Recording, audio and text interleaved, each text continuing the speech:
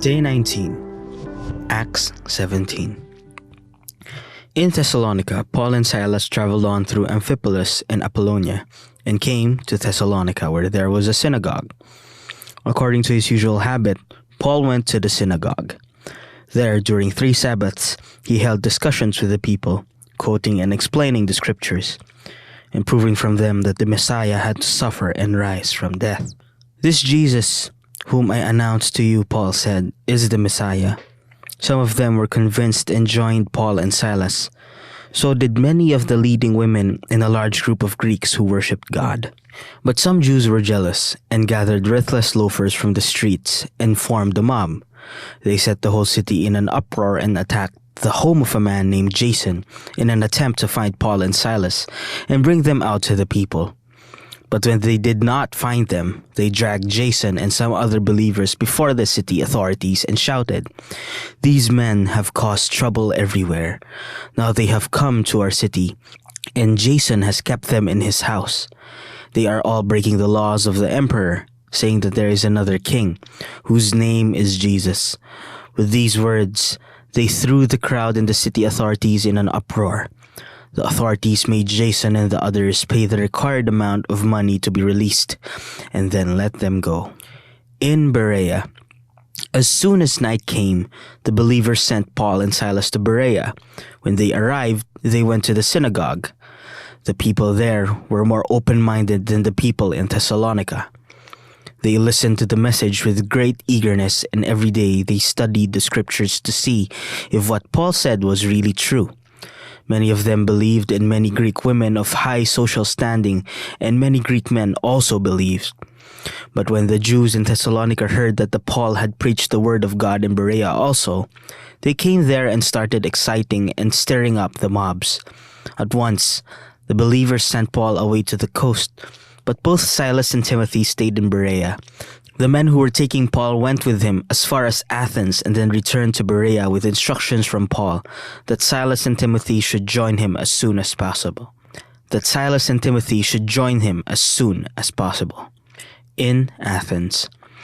While Paul was waiting in Athens for Silas and Timothy, he was greatly upset when he noticed how full of idols the city was. So he held discussions in the synagogue with the Jews and with the Gentiles who worshipped God, and also in the public square every day with the people who happened to come by. Certain Epicurean and Stoic teachers also debated with him. Some of them asked, "What is this ignorant show-off trying to say?" Others answered, "He seems to be talking about foreign gods." They said this because Paul was preaching about Jesus and the resurrection. So they took Paul, brought him before the city council, the Areopagus, and said, "We would like to know what this new teaching is that you are talking about. Some of the things we hear you say sound strange to us, and we would like to know what they mean. For all the citizens of Athens and the foreigners who lived there like to spend all their time telling and hearing the latest new thing."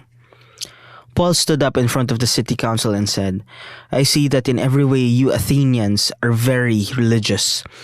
For as I walked through your city and looked at the places where you worship, I found an altar on which is written, 'To an unknown God, that which you worship.' Then even though you do not know it, is what I now proclaim to you. God, who made the world and everything in it, is Lord of heaven and earth and does not live in temples made by human hands. Nor does he need anything that we can supply by working for him, since it is he himself who gives life and breath and everything else to everyone. From one human being he created all races of people and made them live throughout the whole earth. He himself fixed beforehand the exact times and the limits of the places where they would live. He did this so that they would look for him and perhaps find him as they felt around for him. Yet God is actually not far from any of us, as someone has said. In him we live and move and exist. It is as some of your poets have said, we too are his children. Since we are God's children, we should not suppose that his nature is anything like an image of gold or silver or stone, shaped by human art and skill. God has overlooked the times when people did not know him, but now he commands all of them everywhere to turn away from their evil ways. For he has fixed a day in which he will judge the whole world with justice by means of a man he has chosen. He has given proof of this to everyone by raising that man from death. When they heard Paul speak about a raising from death, some of them made fun of him, but others said, "We want to hear you speak about this again." Some men joined him and believed. Among them was Dionysius, a member of the council. There was also a woman named Damaris and some other people. Prayer, Psalm 19. God's glory in creation. How clearly the sky reveals God's glory. How plainly it shows what He has done. Each day announces it to the following day. Each night repeats it to the next. No speech or words are used, no sound is heard, yet their message goes out to all the earth, and it is heard to the ends of the earth. God made a home in the sky for the sun. It comes out in the morning like a happy bridegroom, like an athlete eager to run a race. It starts at one end of the sky and goes across to the other. Nothing can hide from its heat. The law of the Lord is perfect. It gives new strength. The commands of the Lord are trustworthy, giving wisdom to those who lack it. The laws of the Lord are right, and those who obey them are happy. The commands of the Lord are just and give understanding to the mind. Reverence for the Lord is good. It will continue forever. The judgments of the Lord are just. They are always fair. They are more desirable than the finest gold. They are sweeter than the purest honey. They give knowledge to me, your servant. I am rewarded for obeying them. None of us can see our own errors. Deliver me, Lord, from hidden faults. Keep me safe also from willful sins. Don't let them rule over me. Then I shall be perfect and free from the evil of sin.